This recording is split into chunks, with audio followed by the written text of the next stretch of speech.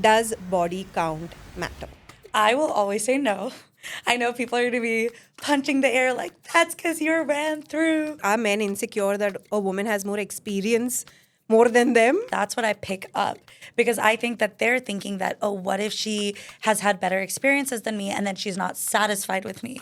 So it's insecurity. Absolutely. Men even catcalling women or hating on women aggressively comes from not them trying to approach that woman, but for him to show off his masculinity to the men around him. Like, look what I do because I'm a man. When a man loves a woman, she becomes his biggest weakness. When a woman loves a man, he becomes her biggest strength. The first date is a fucking interview. You can make it light, you can make it fun, but just because you have thrown money at something doesn't mean I'm going to give you sex. Hello everyone, welcome to Decoding Quirks. I'm your host Aditi, and if you don't know Acid Rani, then we can't even be friends. So welcome Acid Rani. Hi Tanya Khaleel. Hey, how are you? I'm good. Did I get your name right? Because Yeah. I have never called her Tanya Khaleel. I'm literally like, we have a shoot with Acid Rani. Everybody here knows it's Acid Rani. I like to hide behind it, actually. I love when people come up to me and they're like, are you Acid Rani? What's your name, by the way? I'm like, let's keep it like this, actually. Oh my God. I like that. But also, like, your name comes up with. I have followed you because of your name, your surname, and videos behind them, which we're not going to get into today, but you should definitely go and see it. Tanya Khaleel. It's a sexy name. I like it. I do. I like my name. I do too. I love the story behind it even more. But I'm not giving out much about it because she has like bigger plans about this story. So Yeah. this is not the space for it. Anyways, so we all know her as a sex influencer. Is that correct? Can I say that? Yeah, of course. Yeah. So as a sex influencer. So as a sex influencer, does body count matter? I will always say no. I know people are going to be punching the air like, that's because you ran through. But when I've asked people why body count matters to them, and it's usually been guys, specifically in India, they always kind of say that it's because, like if a woman has a high body count, she's unable to make deep emotional connections in the future. What the hell does that mean? Yeah, so exactly, because for me, it's like it's not a valid reason to hate a woman with a high body count because it's a fear of something that isn't even true, at least in my opinion. So is it experience? I experienced that I say this. No, is it experience that a woman has? Like, are men insecure that a woman has more experience more than them? I think they don't want to admit that, but that's what I pick up because I think that they're thinking that, oh, what if she has had better experiences than me and then she's not satisfied with me? So it's insecurity. Absolutely. So if a man is worried about the body count of his partner, he's definitely insecure. Yeah. But what about a woman? Does it bother women? Have women ever asked you this question? In my experience, I haven't really had women worry so much about body count. I'm not saying that people don't care. Now, some people care about body count because of values. They're like, sex to me is very important. Or, like I personally, if like somebody's like, I want to save myself for marriage, then I think it's understandable that they would also want a partner like that. But I'm specifically talking about people who have said it's okay if I have a high body count, but I don't want my partner to have one, which in my experience has come more from men than women. Yeah, and that's also two-faced, right? Absolutely. But why are men so two-faced? Why? Let's get into it. I do think that it comes from, all of my guy friends will say one thing: the male ego is so fragile. And I think there is nothing more fragile than the male ego. Absolutely. It's so true. So I think that it's because one of the biggest questions I get asked on my page is, does size matter? Stuff like that. And when I insist that I genuinely, like, people will be like, what's the biggest you've ever taken? And I'm like, I don't know. Yeah. I don't know. Like, I don't have a measurement in my head that, No, this you're roaming around with the ruler, no? at this point. Exactly. I'm like, I literally don't know because all I can think about is the vibe and the connection. I'm not thinking about, like, I don't remember that. You know what I mean? And when I tell people this, women will be in the comments agreeing and men will be like, that's not true. This is a lie. So I'm like, are you worried about what we think or are you worried about what you think, what your homies think? Because that's different. But don't you see like the problem here? The problem is like other men hyping up other men to be worried about their size. It's really not a woman's problem at this point, I guess, right? But yeah, I mean, I'm just thinking about like, what about like a micro penis? Is that a problem? I mean, Are you gonna Are make we me allowed- admit I'm a size queen on your podcast? exactly. So when we say like size doesn't matter, it's like to a limit. I mean, There is a limit. I think like everyone also has their preferences. Like, I mean, there's some guys who like big titties, some guys who like small titties, Yeah. some guys who are like, I like big tits, but I'm not gonna not date a girl just because she doesn't have big tits. Got it. I think it's one of those things. Like at the end of the day, a guy being very big is not gonna be reason for me to date him. Yeah. And a guy being very small is not gonna be reason for me to not date him. I hope. We hope. Now we have it on like record over here. Yeah, this is the first time I'm admitting this. No, okay. So I actually do want to get back into. It almost seems like a patriarchy problem at this point, where if men are men's biggest enemy, and I know they keep saying this for women, but like if men are men's biggest enemy about this whole, like, who has created the porn industry? Please tell me. I mean, men created everything. Isn't that what men take pride on? Men created the world you live in. Yeah, and how's So that working out for you? They have created this expectation. They have created this narrative For themselves. for themselves, and they are the ones who are suffering. And now they are the ones coming to us, women, to be like, hey, what do we do? Yeah. I think the biggest question that is in both our inboxes at this point is, does size matter? Yeah. So isn't it a man's problem? That's how I feel because like I said, like I've never had a girl come up to me and be like, this guy's so small where I need to break up with him. The sex is so bad, I need to break up with him. This has never happened. I have actually so many women in my DM saying, I love my partner so much and the sex is meh. How do I fix this? Not one has been like, this makes me not love him anymore. That's so true. So I actually have made content where I've addressed this expectation that men need to be these sex addicts, sexual beings. A lot of times I think men even catcalling women, for example, or hitting on women aggressively comes from not them trying to approach that woman, but for him to show off his masculinity to the men around him. Like, look what I do because I'm a man, and men who have sex with women or treat them like objects, that makes us more masculine. And I'm like, you don't have to be like that. Like, you're allowed to have a low body count because it takes you an emotional connection to have sex. Like, you're allowed that. But then when men tell each other that, hey, like, you know, I haven't had sex with that many girls, it's like, who's shaming you, men or women? Because I know it's not women. You know what I mean? So true, so true. Yeah. So men are really like projecting their masculinity, not really for women, Exactly. And it's for like, other men. but we get punished for it. I mean, obviously men also get punished for it, but the thing is, it's like, I cannot heal you from a problem that I did not create, because I can sit here, and how many women do that? They try to give men this validation that you are enough and you are fine. And I like to actually kind of look at it like, you know, studies show that women who out-earn their husbands, those men are more likely to cheat on them. And oftentimes it's with the woman who's earning less than him. And it's like, as a girl who, you know, has spent way more money on past relationships, past men. Same, in my by the life, way. yeah. I have never looked at them as less than a man. They looked at themselves as less than a man. And because of that, made me like tried to pull me down. And that's, you can only pull someone down if you are below them or feel like you're below them. You can't, if like, that physically does not make sense to pull someone down if you're above them. Right? So That's like bullying. exactly. And the thing is that I see the switch up. Like when they did have money and they were taking care of everything, they treated me like a princess. And the second that the roles were reversed, and even if I had no problem with it, I indulged in spoiling the man that I loved. You know, they were not comfortable with that. And the thing is, it's like, I, as a woman, can sit here and tell him forever, you are enough, you are enough. But as long as the patriarchy and toxic masculinity is telling him, wow, like the fact that you can't pay for your girl makes you less than a man, I'm not telling him this. This is his own inner, like his fragile ego telling him this. That's the narrative he's grown up with, which have come from other men. And it's Exactly. being validated by men in his society, and thus they think that. Absolutely.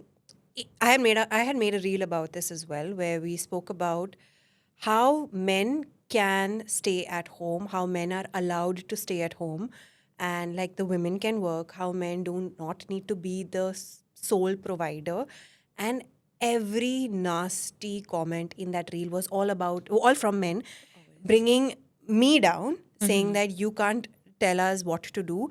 This would make us unmanly. This would make whatever. I can obviously tell that the problem is men for men, by men, whatever. The problem here is that nobody wants to change.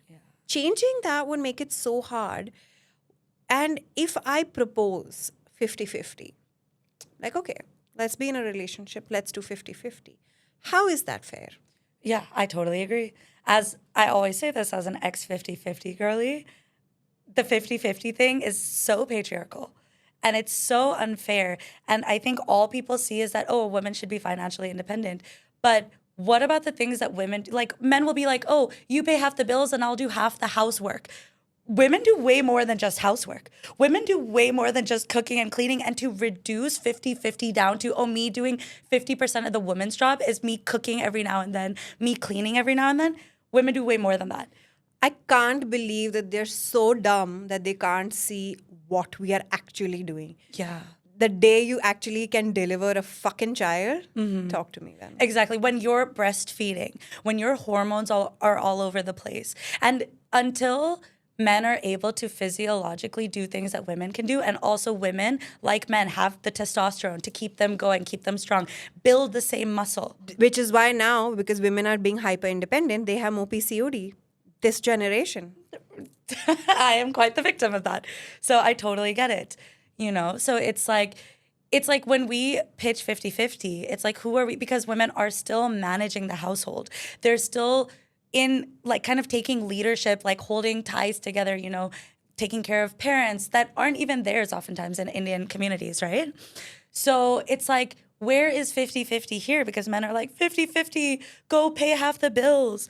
50-50, like back in the day, 50-50 was men used to hunt, provide, protect their women, and women would, you know, like manage things at home. Now we order from Blinkit, right? And I can do that. It's like 50-50 has only made men's lives easier. You go to a grocery store, you pick from the aisle, right? 50-50 has definitely made them a little bit more secure financially. It definitely made us also a little bit secure financially, not taking away from that. Women must still earn their money. But in a relationship, when you're talking about everything else that comes along with it, like, how are you taking care of the house? Are you deciding what's being cooked? Are you able to look at my nutritional, my hormones, my health and decide, or are you just taking care of yourself? Because if you're just taking care of yourself, that's really not 50-50, bro. Exactly. If you are fully taking care of yourself and 50% of me, then we talk. Exactly. Because if you're just taking care of yourself, what's the difference between you and a child who lives with his parents and then pays his own like phone bill or whatever? Yeah, because if you're taking care of yourself and I'm taking care of myself, then I'm rather be single now. Yeah, we're roommates at this point. Exactly. You know so what I mean? 50-50 is very, very different. And I've always said that in the sense of compromise. Compromise is a very triggering word for me, especially like growing up. Compromise meant like a woman sacrifices. And today I'm changing the narrative of compromise where I'm just like, I'll walk a few steps, you walk a few steps. Absolutely. In your strength, my strength.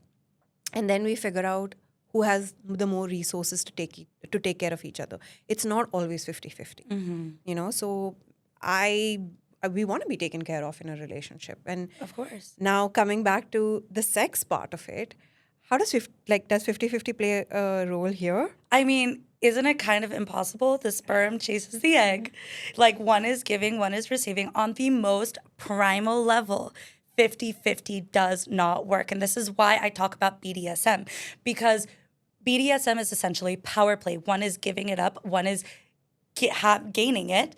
But in a healthy, like, dom-sub relationship, the sub has as much control as the dom, just in very different ways. And it kind of plays out in male-female, like, you know, regular heterosexual relationships as well, that 50-50 can never exist because, you know that saying that when a man loves a woman, she becomes his biggest weakness. When a woman loves a man, he becomes her biggest strength. Yeah. So essentially, it's like the you can only be more powerful together because you are complementary, and that means that it's yin and yang. You guys are bringing two very different things, and we live in a society where it's like, because for so long, I think what men were offering, providing, which was money or this and that or whatever, it was valued so much. It's like, oh, men are, you know, sustaining the household with their money. But we overlooked what women were doing, because it's like any woman can have a kid, right? But it's like, that's the thing, is that men are givers, like in nature-wise and even sexually, they're giving.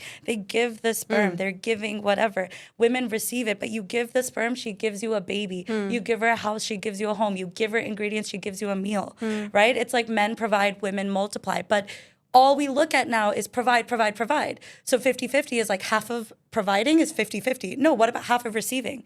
Which do we see men doing this? Because we see that men want 50-50, women paying for things. But what do they often ask us if we're taking a decision together? How often do men ask, like, what do you think? Because I see whenever I'm doing anything with a woman will go back and forth. What do you think? Are you okay with this? Okay, next step. Oftentimes with men, they're like, I still want the leadership role, but they don't want to do the work to get that. No. They just want it handed to them. And I've noticed a lot, even with my friends, when it's a bunch of us hanging out, girls and guys, they won't ask the girls what we want. Like, they'll pick the hotels. Imagine we're traveling. They'll pick the hotel. They'll talk to all their guy friends. Pick the hotel. We don't once get asked what we want. But then they're like, oh, this is your share of the payment. And I'm like, you didn't ask us the location. You didn't ask anything. But then at the end of the day, they'll ask us, we'll go to a restaurant. What do you want to eat? And they take care of us like they're taking care of a car or something. Like, change the oil, like, make sure it's running, make sure she's fed, make sure she's good to go. But when it comes to serious decisions, they don't ask us. Where is that? How is that 50-50? But do you think men are groomed to be that way? Men are groomed by other men to be that way? Because men look for the approval. That's toxic masculinity. They're looking for the approval of other men. But do they at any point look for approval from other women? I feel like their mums? I mean, they do. But I think essentially, I think looking for your mom's approval is so accepted in our society. But looking for a mama's boy is a very big thing in a Desi community. Yeah, exactly. And that's so normal. It's kind of like, yeah, you should be your mom's, like, she should be the love of your life or whatever. But looking for approval from your woman doesn't matter. And have you seen that thing going on social media where it's like, men can't cry, men aren't allowed to cry? Well, men aren't allowed to beat women either, but what's stopping you there? Because it's like, when you cry in front of a woman's not judging you. I've never met a woman who's like, my man cried, he's not a man. But your guy friends are judging you for crying. Whereas when you beat on your wife, she's not approving of that. But your guy friends are like, oh yeah, that's just what you do. Like, violence is more accepted than emotion. Exactly. And if it's like once or twice, it's not even considered violence. That's the sad part in our society. Like, one slap is like, oh, it was just a slap. It's like, hitting a woman is not a forgivable offense. Disgusting. And it's one of those things in society that's like, nahin, it won't happen again, I promise. Ho gaya, to ho jata hai. Dude, how many people are literally dying because of dowry today? Yeah. Insane. It's, oh my God, no, I've gone through rabbit holes on this, and I'm like, if anybody follows me on Instagram, like, one of my friends joked the other day, and he's like, he heard about this case that just happened with Vipin, whatever, who lit his wife on fire. And he was like, I didn't even do research. Who lit his wife on fire for dowry 6 years later. And also, like, I mean, it was a clear, once again, he had no money of his own. The fight started because she was posting on Instagram because she started her own business. Emasculation. It was his ego that was hurt that his wife is able to do something that he did not do. And he must murder her for that. Murder. This is disgusting. I mean, I'm sure this is going to get like a trigger warning. Yeah. Yeah, but so toxic masculinity. And I've made content about this, and men in the comments scream about it. And they're like, actually, it's toxic femininity. What is that? Wait, can you please? I have like literal links that people send me saying that there are false cases of divorce, false cases of alimony, false cases. And I'm like, listen, I don't deny that there might be at least like 5 to 10% of it being false. But if you decide to choose on the 5 to 10% and ignore the 85, 90%,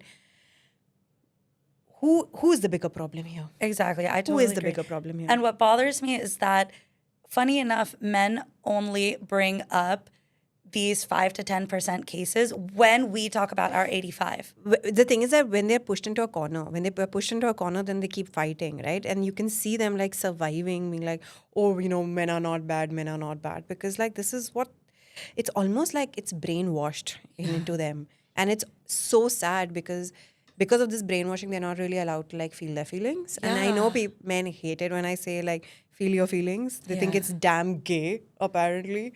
But it's fucking life, bro. Like, relax. And I feel like because men are always in this thing of like caring what other men say, they're missing out on these possible, like, potentially beautiful relationships they can have with women. So I actually see this a lot, that men will give in all they have. It's literally like a peacock dance at this point. Men will give in all they have to get the girl. Once they get the girl, and this is a question that I've gotten a lot in my coaching, is that long-term relationships have very like decreasing sex life. Like the sex life starts to decrease, and it might not even be as exciting anymore as the relationship gets stronger. But you feel so connected to that person. Like you don't leave the person because the sex is bad, but then the sex is almost non-existent. And men usually love bomb. They usually go out of their way, do too much to get the girl. But then they go back into what we call like a natural habitat. And then once they've got the girl, they're like, now I have it. Yeah. And it's almost like that's the reason why the sex is not good, right? Of Or course. non-existent at this point. Yeah, of course. I mean, I do think like men are biologically wired to like constantly like chase. It's like this testosterone or whatever. I got to spread my seed. Whereas women are biologically wired for like safety, security, long-term stuff. So I feel like a lot of times men don't put in that same effort to woo their girl. So I'll have a guy who genuinely loves his wife and he knows his wife loves him back. But he's like, it's 20 years later and we never have sex anymore. And I'm like, okay, when's the last time you guys went out on a date? And he'll be like, we go out every Friday night to this restaurant. And I'm like, that's exactly the thing, because where's the excitement? Where you are not making her feel wanted. You're not chasing anymore. You're just thinking like, oh, let's do this routine thing. And women love to be desired. We love when a guy comes and makes us feel so loved. And it's like, we know that you love us.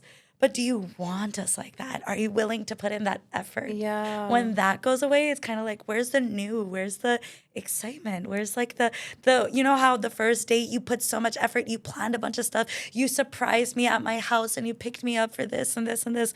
Now it's just predictable. And it's like, she doesn't love you less, but she does want that. It's so important because I feel like in a relationship, in a long-term relationship, when the man wants sex, it eventually starts to become very mechanical because you just jump to the sex. Oh, that happens all the time. And then when you were initially starting the relationship, it started with flirting. It started with like the desire. This and excitement the that like, excitement. am I going to get it today yet? Like now, is she going to make me wait for a couple more weeks to kiss her? Like this kind of stuff. And it's like, then it gets to the point where it's like, oh, she's my wife. I can get it whenever I want. And no, but that's the thing. Like you skip the first 10 steps and then you go into sex directly, which is like, oh, it's now mechanical, or it's not exciting, or it's boring, or it's quick, or we have all the problems all in our DMs right now. But that's because you've skipped the first 10 steps. And why isn't anybody talking about how important staying connected is? And staying connected doesn't mean a fucking date night. Please, guys, get it out of your head. Going on a date night doesn't really mean, and maybe it did like 10 years ago, but staying connected means the deeper things before that. Like, remember my coffee order. Yeah. Remember how I like my fries. Remember that when I come back home, what did I do when I left? Talk to me about it. Be interested. Like when you were courting me, when you were flirting with me. 100%. I totally agree. And it's like essentially, guys think that foreplay, because everyone knows foreplay is more important for women, but guys think foreplay is first, second, third base. No. Foreplay, I always say this, foreplay starts from your good morning text. Foreplay starts from the flirty text you're sending her throughout the day, the flowers you surprise her with while she's at work. Foreplay is everything you do throughout the teasing, the flirting, taking her out to her favorite restaurant, holding her hand, looking into her eyes, walking and, exploring her psyche. That's foreplay. That you just showing me that I'm the only person that exists in the world for you and all that stuff. That's what makes me want to like sleep with a guy, not him just touching me in different parts of my body before he goes down there. Okay, so talking about foreplay and like now the actual sex act, how I feel like sex has been a taboo in our society. Like we always protected the girl for obvious reasons. We've protected the girl and we're like, this thought is there, right? Subconsciously. Of course. So why is sex still a fucking taboo, bro? So, okay, sex literally, I am big on astrology and stuff like that. Sex and food, I always say, are man's two natural motivators in life. It's our two natural instincts. We want to eat, we want to reproduce. Everything else comes after that. But food, even in astrology, is the physical body. You see it. It's your concrete, that's how you keep your body alive. Sex is like the everything that's repressed, it's like everything that is taboo. That's the beauty of sex. It's everything that you're doing in day-to-day life. Sex is the exact opposite of that. That's where kinks stem from, right? So sex is essentially a part of you that you're scared to acknowledge or embrace. And even, I mean, with male-female relationships, that's essentially what it is. That's why they like each other, because the man is like, he is seeking out the feminine that he himself is not able to embody. And the woman is doing the same thing. She wants to be inner feminine, and the masculine comes externally. So sex is literally exactly that. It's everything that you try to be on a day-to-day basis, you're trying to get that in sex. And that is terrifying, because that means you have to accept that the parts of you that you identify with sexually, you're the opposite of that. So if you are on a day-to-day basis a very dominant person, oftentimes sexually you're going to be very submissive. The things that are accepted in society or taboo in society, for example, oftentimes sexually you want that. Right? For example, if there are any kinks. Cuckolding is a huge one. In India? In India particularly. I have never seen it. Tell me more. In India particularly, like I have talked about sex I've traveled the whole world. And I always literally the whole world. Yeah, literally like tons of 30 countries, lived in multiple different places. And sex is something that I talk about openly all the time with everyone. Cuckolding in India is huge. And you have to remember a huge part of cuckolding, one is the man. It's usually a man kink, because you can be a cuck queen, but I usually see men talking about it. And a huge part of the kink is not just watching the woman that you love be sexual with others. It's also being humiliated. The kink comes from humiliation, where this man is fucking your wife and she's telling you, he fucks me so much better than you do. You have a small dick. His dick is bigger than yours. That's where cuckolding comes from. If humiliation is not a part of it, then it's hot wifing, which is a very different kink. Cuckolding comes from that. And why do we love that in India? Because a woman being with multiple men is the most taboo thing. A woman's purity is like society. There's nothing more prideful in a household than a woman being pure. The second a woman has lost her virginity, the second she has been, it doesn't matter if it's her uncle that took it. It's more shameful that she is not a virgin than her uncle being a predator. You know what I mean? Oh my God. Yeah. I can't even. Oh my gosh. So that's the thing, is that this kink, I've seen it so much in India. And it's funny because I've talked about it on my page. And all these people are in my comments like, don't talk about India like this and that. And I'm like, you guys are the people making this taboo that's creating the kink in other people. You realize that. No one comes out about their kinks and open, like I do. But let's see, look at my comments. I get a lot of hate for it. But most people in India are not coming out like, I'm a cuck. Like, they're not screaming it out. Of course. It's usually spam accounts that are like, I don't know who to talk about this with, but you seem like you're open about it and all that stuff, talking, from anonymous names. And I'm like, just because we act like it's not there doesn't mean it's not there. You know what I mean? I mean, our DMs are full, so at this point we know. What about incest? Okay. I mean, we've grown up with this whole Savita Bhabhi aspect. So that is a thing. Like your bhabhi and all of that. In America, it's stepsister, stepbrother, which I don't think is huge in India because we don't have that here. But stepmom, stepdad. This is something that I never understood because I never got into it. To me, it actually seems like, because when you get a sister-in-law, today she's a girl and tomorrow she's your sister.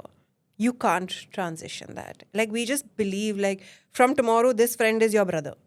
You can't transition to friend to brother. Like, there is, for a brother, you have to transition where they're living in your house, you're fighting, there's love, there's loyalty, you have the same parents, you are being taken care together. You can't transition like, oh, think of this as your brother, think of this person as your sister. It doesn't work like that. And because our minds have not rewired that, but then this sister-in-law is now taking care of you, and she's also in your head being viewed as a girl. I think it is. Yeah. And again, as you said, it's a taboo. It's so taboo. So I think I never got into, I'm like kind of exposing myself here. I never got into the step family thing because as a Desi girl, that it didn't resonate with me. Like, that's not something I could have connected with. The Bhabhi stuff, once I found out about that, I'm like, yo, low-key, that's kind of hot. And now I'm thinking, why is that sexy? And I think a lot of people are into it because you are getting this sisterly love but with a person that's not But that's blood. not. You know what I mean? And it's not just that it's a girl who's in your space. It's the type of love she's giving you. It's a new girl that's in your space, right? Because if you've seen her growing up, then you won't have that much of a feeling, right? It's suddenly a new girl in your space that's taking care of you, is being kind, and you're aware that she is prime right now. She's in her youth. She is having sex. She is doing these things. You're aware of these things. I mean, I've gotten a lot of comments about people hooking up with their mommy and stuff like that. I will say I've also gotten people attracted to their cousins or even their mom, which is a little like uncharted territory for me. But I think tying this back to the taboo thing, India, out of all the countries I've traveled to, India is literally one of the countries where sex is the most taboo and also has the highest population. Like, make it make sense. The more you make something taboo, the more you repress something, the more it will come out. And I think that's what has happened with incest or, you know, like the male ego, like patriarchy, you know, the man must be dominant. And most of my DMs are literally guys who are actually submissive and don't know what they, you know, so it can come down to financial domination, ball busting, so many kinks where it's generally men who are like, how do I do this? You know? What is financial domination? Financial domination is where the man genuinely just wants to be dominated and his wallet drained by a woman. So you'll see like in the way like some people have like daddy or mommy kink, they usually call the woman goddess. And she's like this goddess and he's this like low, like worthless piece of shit. And then the woman is just taking his money. It's sometimes sex is not even on the table. Sometimes these men like to be scammed, actually. So it's like you'll be like, they'll be like, goddess, I'll send you $500 if you send me a picture of your foot or something. And then you're like, okay, send me the money. And then when they do it, you send them a foot of like a man's foot that you got off Google and it was like, ha, scammed you. You thought you were going to get my foot this easy? And they're like, no, goddess, you scammed me again. But low-key, that's what they want. But okay, so I'm understanding that this has not to do with the actual act of sex. Yeah. This has to do with money, but money is a big trigger as well, right? Because money is your power, and when a woman is stripping away your power, that is shame, right? Absolutely. And that gives you a sense of adrenaline, which makes you want to. You feel less of a man to make you eventually want to be more of a man. These are like the men who like they want to be humiliated. They want to be used for their money. Because see, only when you strip someone down can they again grow back up, right? So the stripping down is more in a private setting. It then gives you the motivation to actually grow in a public setting. For sure. So that's the kink, I guess, at the end of it. Yeah. I mean, there's so many kinks that are like that don't make sense. And that's the thing. A lot of times, people always think that a kink is when the person in front of you is turning you on to them sexually. For example, I always talk about me being an exhibitionist. I get turned on by like being watched, being seen, like being considered sexy. That does not mean that the people watching me, I want to have sex with them. So there's so much depth and dimension to sex. It's not just sexual. Like I can get turned on. It doesn't mean I'm trying to have sex with these people or even in general. It just is something that sexually excites me. You know what I mean? Financial domination is So it's one of those also things. when you want to be watched, it's more like you want to be picked, you want to be seen, you want to be validated. I want to be worshipped. I want to be, it's like, you know what I mean? I mean, I come from this society where it's like having, you know, very like a Muslim dad. Like I wasn't allowed to wear shorts and stuff like that. So it's like cover up, cover up, cover up. Now I'm like, just see me. I mean, like people always ask me to make OnlyFans. This is one of my biggest things. I will not because of the fact that I have bigger things that I want to do.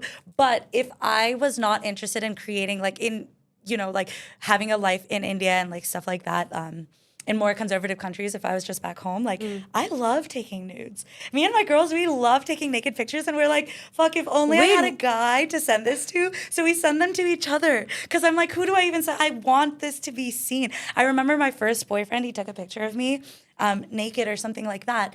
And he was like, immediately, he was like, don't worry, Tanya, I won't send this to anyone. And immediately I was like, why not?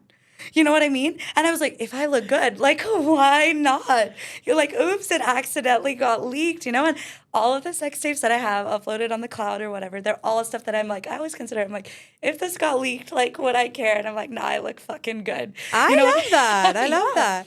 But is it like I'm secure enough?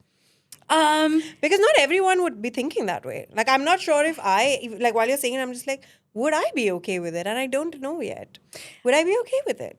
I think like everybody has their own thing. My exhibitionism comes from in my childhood, I was so invisible. Like at school, I did not have friends. I literally remember Googling like how to make people like you. And I was Wait, always you were in school and Googling? Googling. Yeah, but like how old are you? Like, I don't know, like when I was 5, 6, because I didn't have friends, 10, 11, how to make people like you. How sweet. You know, I literally did not have friends like growing up, and I felt like in a group I was always the one who was forgotten. I felt super invisible. Even in my own home, I felt very invisible. That's where my exhibition kink comes from. Now I'm being seen. You know what I mean? Like people I don't even know are seeing me, and that's so hot to me.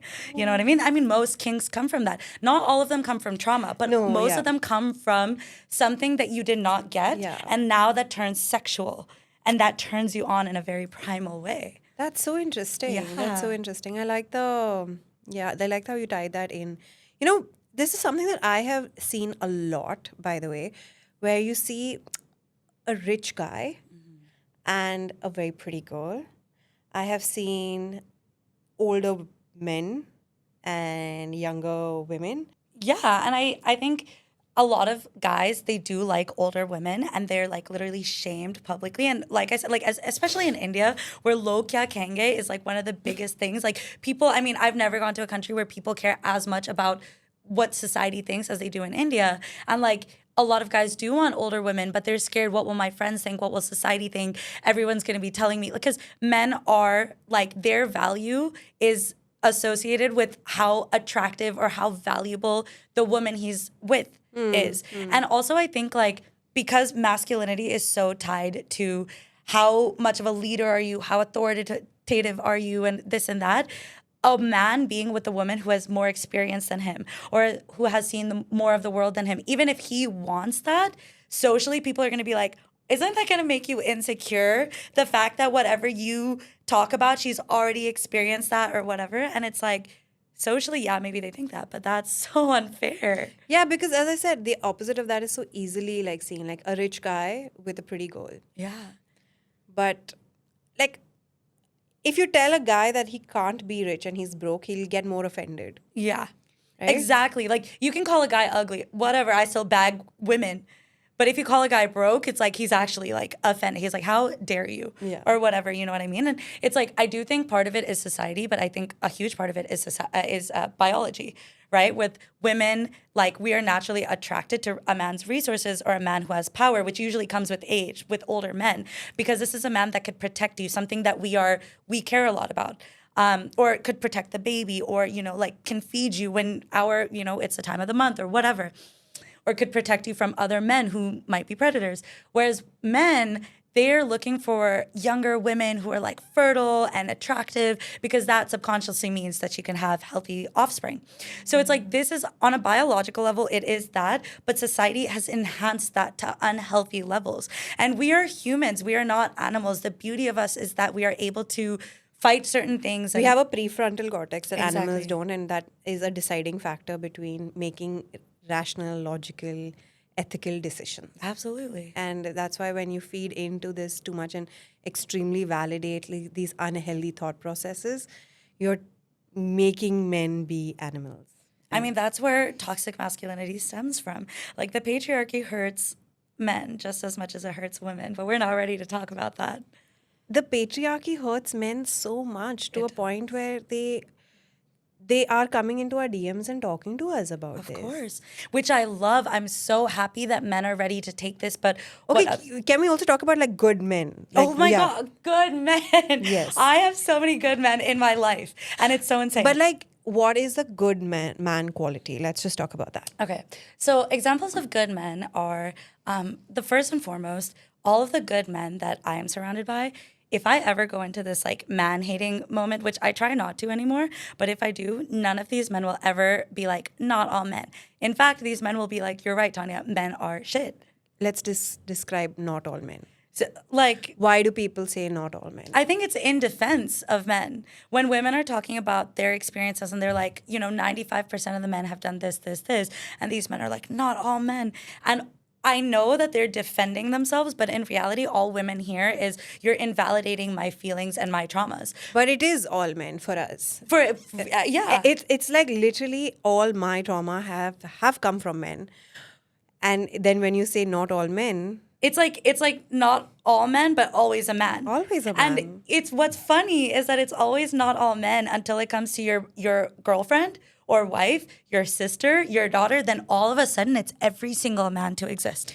You know what? I haven't seen that. Really? I've seen toxic men who will let something slide if something happens with their mom, sister, unless it's super serious, like unless it's like gone to like a degree that you can't come out from. I have seen men support other men even when it's their own family. Like they don't. In what way? In what way?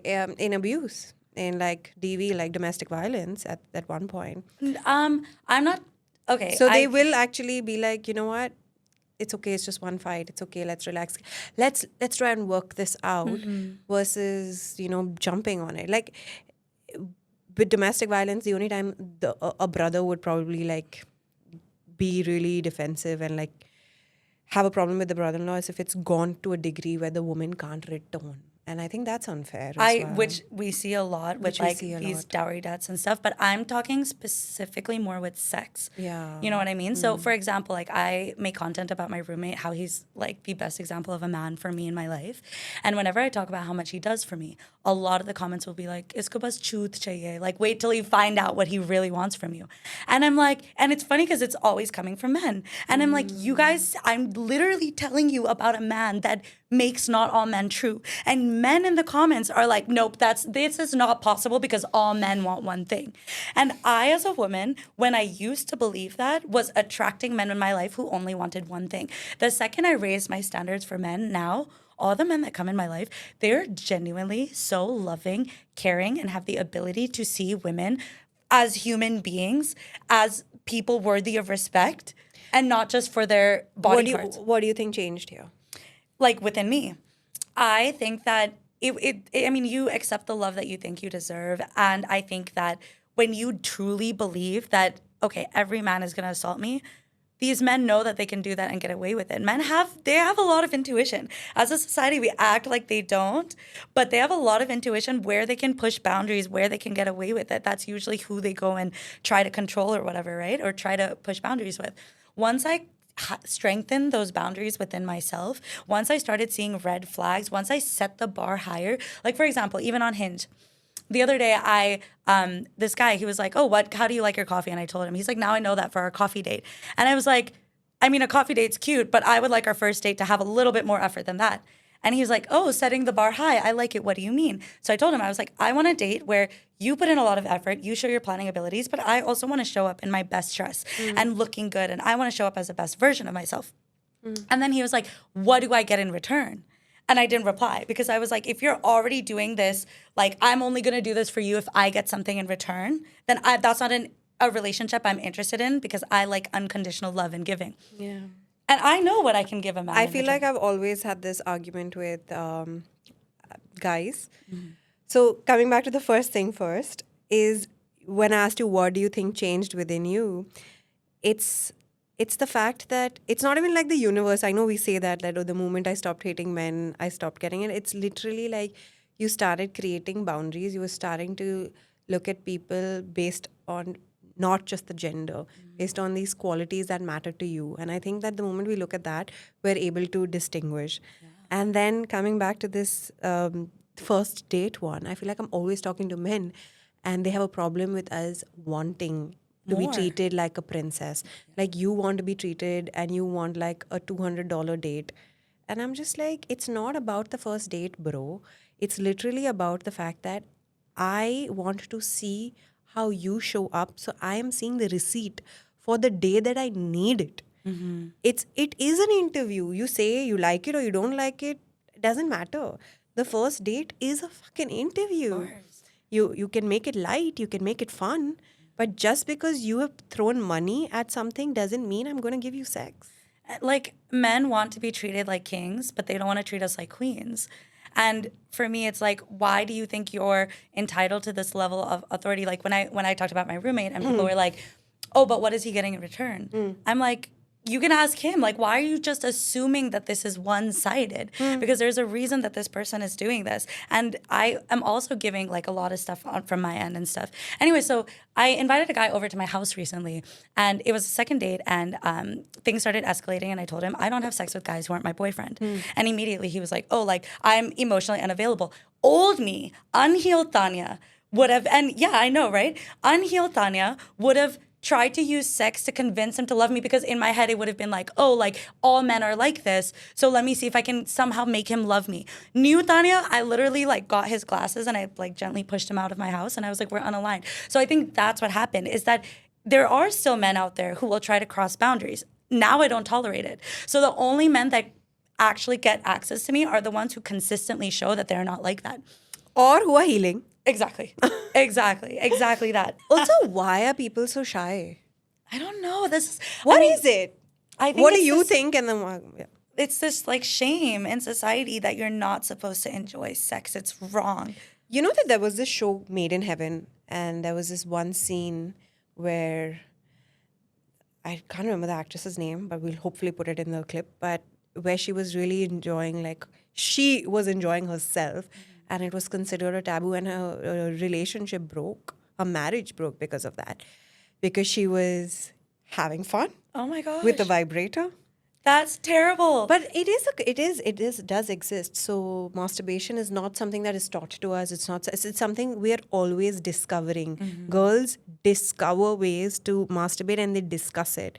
Why haven't we been spoken to about it? That's the thing, right? Like, your sex is for somebody else. When you have control over your own sex, nobody else can use that for their power. I feel like crying just thinking yeah. about it. People owning their sexuality is the most detrimental thing to society. And like, you know what I mean? It's like people, That's it. I mean, sex is used just in the same way that like food or money or anything is used to control others. Sex is also used like that. So you shouldn't enjoy it. Yeah, exactly. I don't believe this. I say masturbation will never replace sex with a person, just like sex with a person can't replace masturbation. That's the real. Okay. Also, half the English is not the best, okay? So, is telling girlfriend that you are not giving proper BJ still in relationship for 2 years, is it wrong? So is it okay if you tell your girlfriend that she's not giving a good blowjob? Yes. While you're in a relationship for 2 years, is that okay? Oh my God. I want my man telling me that on the first time he doesn't like it. What do you mean? Ooh, I want the second he doesn't like something that I'm doing, I want a man to be like, wait, try it like this. Let's do this. I don't like this. Because I'll be like... But what about there could be some women who are not okay with being told that I'm not doing this well.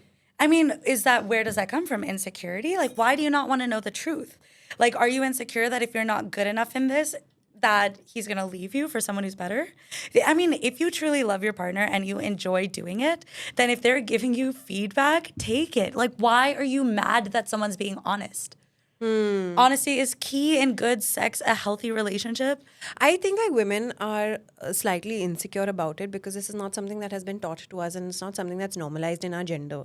So when you're not normalized, you think that firstly when you do it, you're hoping magically to ace it, and then when you're told that this is not okay and you're not good at it, now obviously it depends how they've been told as well, but when you're told that you're not good at it, it kind of makes you feel lower than... Anyways, our worth in that department is not that high to start with. And then you feel lower, then you tend to like retract from it. Well, women are taught that sex is their main value. So if that's the thing that they're not good at, it's like, what else do you have to offer? There's so many other things in sex. You can always improve sex. I think like the goal here is like, it's the way you say it. And yes, apparently you can say it. But it should be said right from the beginning, not... And it should be said with love. Don't say like, oh, you suck at... Like, if she's feeling insecure, literally, like, come at it with like, hey, try it like this, try it like that. Don't just be like, you suck at this, now what? Exactly. And I think that's probably where it becomes really confusing for a woman. Okay. How to ask girls for casual sex. Feels like if I ask, I will get slapped in return. Please guide. So please, ma'am, can you guide them for casual sex, which is already such a problem in this nation? Okay. See, casual sex. Wait, do you support casual sex first? Yeah, casual sex has definitely traumatized me a lot, but I think that like Consent. if it's consensual and stuff like that. Now, my thing even with this is what is your intention with casual sex? Casual sex just to enjoy sex, whatever. Because see, the problem with casual sex that I have is that I don't want to teach you how to like ask for casual sex when you're going to be cheating with your wife. Exactly. So I'm not okay Or with that. if you're using casual sex to feel moments of intimacy, or you know that, because this is something that I've seen a lot of guys do. They want to have casual sex with girls, but the woman they want to marry, that they would never look at this woman as that. So for me, like this has actually happened. I was dating this guy in Egypt and he was super Muslim or whatever. And he was trying to have sex with me and I did not feel comfortable with it. And when he asked me why later, I was like, you don't drink, you don't smoke, you're very Muslim, but you're ready to have sex with me. I know that you would never see me as wifey material. I do not feel comfortable having sex with you when you view me like that. And he tried to gaslight me, telling me, you think I would really do that to you? And I'm like, I know, because I see it in every other aspect of your life. I truly believe that when a guy marries a girl, he marries her for the qualities that he needs long term. But when a guy is cheating, they're just like, oh, my wife doesn't have this. If your wife had it, she wouldn't have been your wife. Exactly. Okay, so casual sex, is it okay? Sorry, we forgot the question. So how can you ask somebody for casual sex? Here's the thing, right? You cannot force someone into casual sex. I think this is the thing. You can always ask. So that guy I told you about who I invited to my house, he told me, like, he pitched the idea, can we be friends with benefits? And I was like, look, like that's not in the place I'm at in my life right now. Funny enough, a couple weeks later, we like stopped talking, and we both respected the other person's needs without bringing manipulation onto the table. A couple weeks later, I was like, I guess like right before my period, I was super horny. I got high, and I texted him. I'm like, hey, I think we should hook up. I think it'd be really fun. I said it purely from like a casual sexting because I knew that's what he wanted. And he replied back, and he was like, yeah, like I'm super down. Just let me know. And then I reflected more, and I was like, you know what? I don't want this. So here's the thing. Being honest is always key. Like, I didn't slap him. Actually, the way that he said it, I respected him. The fact that we were there and he spent time with me, but he wasn't like, if you lie to someone like I like you and then say you want casual sex, that's how you get slapped. But the way that he did it, he was like, look, this is at the place that I'm at in my life right now. This is what I'm looking for.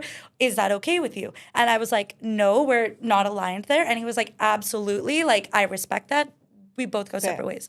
That's what you do. Yeah, and I think with casual sex is, as you said, the honesty, the way you talk about it, and not manipulating the girl to think that there is anything more than sex. And like, that's the key. I can teach you how to ask for casual sex. I can't guarantee that you'll get it. That's a different thing.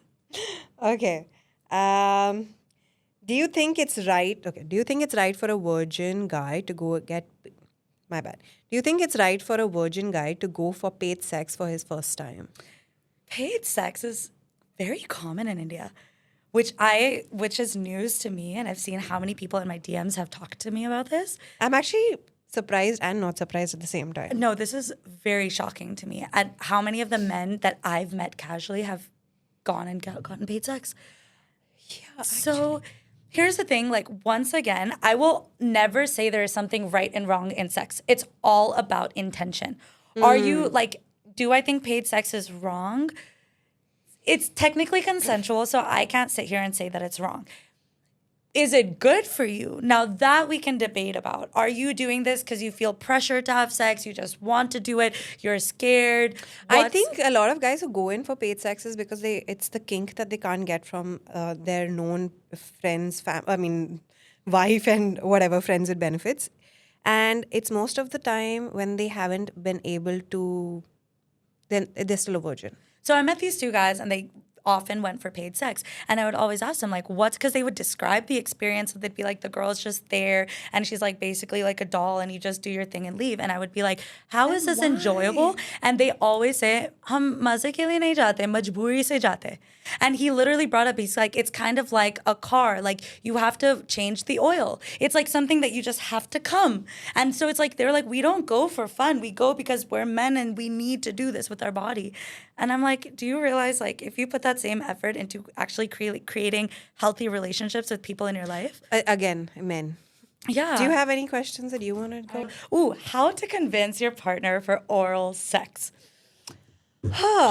Actually, you know what? I've been in this incident. Happened? I've been in an incident where I'm like, for very, very long, I was like, this is something I don't do. and only to realize that this is something I was insecure about.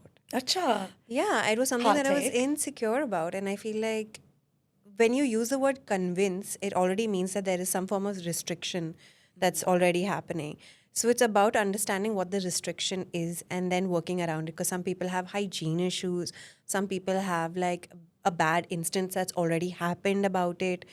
So it's about working around it versus like pushing. So the fact that the word resistance was there, it already feels like there's pressure, and I don't like pressure. And I feel like the girl probably, or the guy here, I don't know. Yeah. Well, some people just don't like to do it. I personally have always loved giving blowjobs. Even before I did it, I was like, I can't wait to do this. I love it. And I will not accept a man who is Who's not not as okay. obsessed with it. So the first guy that I dated, and actually, so I always say this, that like my type in men is broke and loves to eat pussy, because most of the guys I've dated were broke who love to eat pussy. And not a lot of them started off with that. But I remember my first ever boyfriend. Wait, he was my first everything. For the first 2-3 months, he refused to do it. He hated it. And in the beginning, I was like, okay, I shouldn't, even though I did stuff for him, I was like, I shouldn't force him to do something that he doesn't want to do. Then within 3 months, I was like, I'm tired of this feeling one-sided. So I literally told him, I was like, we are not hooking up until you start doing this. And for about 3 weeks, we did not hook up. And then it got to the point where he was like, fuck it, I'm doing it.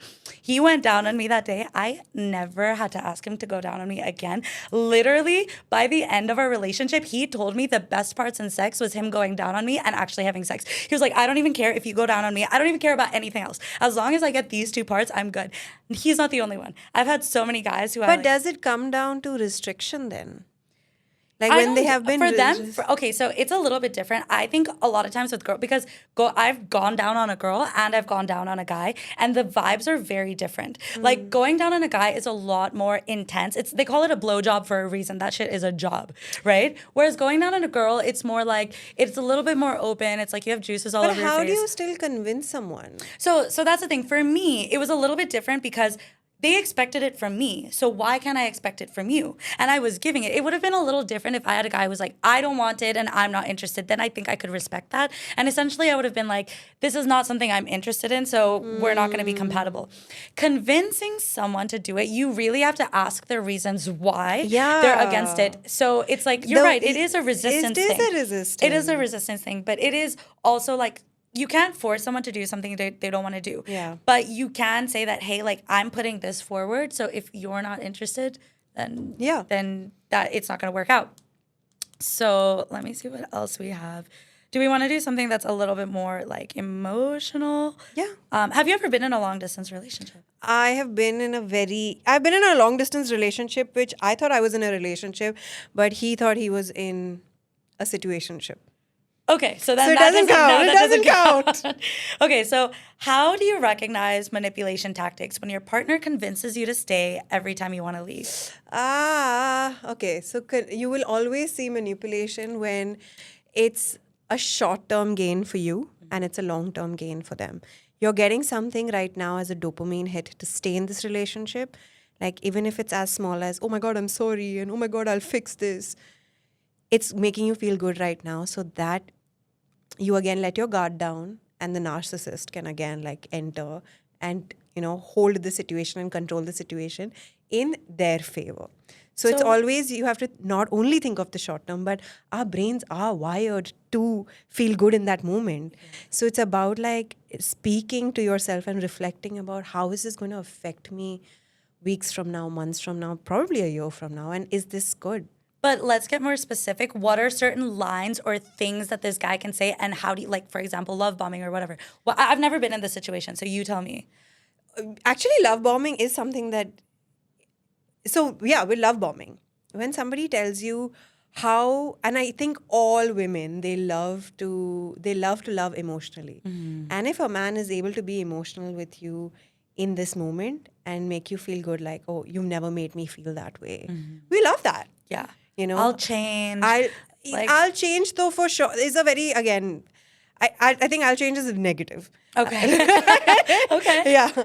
It's like I've never ever felt that way. It's giving you a sense of control now. Yeah. Like that But sense of he's false. felt that way right now. So what's going to happen like 2 months from now? Exactly. He's going to change. Yeah. He's not going to love you. Exactly. So I think these are the things like you are the girl who has made me feel a certain way, or my mom loves you, like Oh my giving gosh, that yeah. sense of control to me right now. Or fear, often like you'll never find someone who loves you like I do. You'll never do better. This has been said to me in the past. Oh So my yeah, so God. I think these are some manipulation tactics. But leave. Or even people, I know that this has happened where people have come back to you and be like, you were the best thing that ever happened to me. I think that line is so manipulative. Okay. I feel like after sex with your partner, you are not mentally in a right state. How to avoid that? After sex with your partner, you're not mentally. I think like when you're with your partner, the sex gets so robotic and monotonous because we forget the 10 other steps that lead to sex. Like there's flirting, there's desire, there's foreplay in ways that we've obviously like spoken about. But if you don't do that and you just jump to sex, you might not feel like the mindset might not work. Yeah. I come from a place of more trauma. So when I have felt I was in a bad place after sex, it's usually because I had sex for the wrong reasons. I was like, oh, I'll have sex with this person because it'll make me feel loved or whatever. And right after, for 15 minutes, it made me feel loved. And right after that, when it's like coming down from a drug and you realize that, fuck, I did all of this and I didn't even get what I wanted out of it, you crash like the way you do with a drug. It's a come down. So for me, I have noticed in the past, if I don't feel good after sex, we didn't have proper aftercare, I realized, fuck, there was nothing here except me just lustfully chasing after this person. I was like, oh my God, this was the wrong person. That's so true. Yeah, actually, I assumed like when she said partner or he said partner, it was like the person you're living with and all of that. I mean, sometimes you can get in relationships where the only time you feel loved is during sex. And then right after, sometimes I feel that it's your body, your spirit trying to communicate with you. Sometimes, I mean, it's not always the case, but it's important that you sit back and you're like, if sex was removed from this relationship, what else do we have? Am I happy? If you ask yourself that you can get a lot of answers there. And then last question. Yeah. How do you approach, discuss, destigmatize ethical non-monogamy in brown circles? Oh my God, that's a Yeah. big one. So I think that I have definitely, to be in an open relationship, you need to be clear about why you want to be in an open relationship. It's really hard for a person to, I think it's very easy for a person to give 10% of themselves, the best 10% of themselves to 10 different people. It's very hard for a man or a woman to give 100% of themselves to 10 people. That would take a lot of effort. 100%. It's all about intention. Why do you want to enter polyamory? What is it, because you feel like you're not good enough to satisfy one person? Is it because you feel guilty when you're attracted to multiple people? Yeah. But I had a friend who actually has done polyamory before, and she did it really well. And she told me, if you can't do monogamy, you can't do polyamory. Because if you're slightly insecure with one person, having multiple people and your partner having multiple people will make you more insecure. So That's so true, because I have seen people who get into an open relationship only for the reasons of like, I want to flirt again. When you don't get that with a stable long-term relationship, it's like, it's getting a part of it. But then when you get a part, you also get a relationship out of that, right? Yeah. Or you get trauma out of that as well. You can't control it. For sure. So it's like, oh, I just want the flirting, or I just want the sex, or I just want the, if some people travel and do it, right? So it's like, I just want this. But, one is a primary partner and the others aren't. And I'm just like, until you've not figured out why you're doing this, as you said, intention, if the intention is not figured out and the boundary has not been drawn. Well, so with polyamory, people use it as a solution to a problem or an escape. that's when you will never succeed. Polyamory is the next step of monogamy. You manage one relationship, you're giving 100% to one person, then you can start giving 100% to another person. It's not, oh, I don't want to be the best version of myself in this, so I'm just gonna like float around and have a bunch of different people fulfill like a bunch of different holes. No, that will never work. It's not sustainable. You're gonna hurt yourself and your partner. Someone on the podcast earlier said that polyamory is like people in relationships with ADHD. So it's like you're here and there at the same time. It is, yeah. So intention is key. And then But how do you destigmatize it is what they said, right? I don't know if I think firstly, if you're only able to figure out what polyamorous means for you, then, if you're able to sit on this table and address it and articulate it, I think it automatically destigmatizes it. I think for sure, but I do think, honestly speaking, for destigmatization, we have a lot of steps to get to first. Like destigmatization is like step 10. First, we have to work on like step 1, 2, 3, 4. Thank you so much for staying till the end of this video. Please like, follow, share, subscribe. We'll put Acid Rani's links. But thank you so much for being here. Did you like it? I loved it. Thank you so much for having me. Yay. This was super fun. Yeah, we should do it again sometime. We have to, like tomorrow again. All right. Okay, see you. Thank you.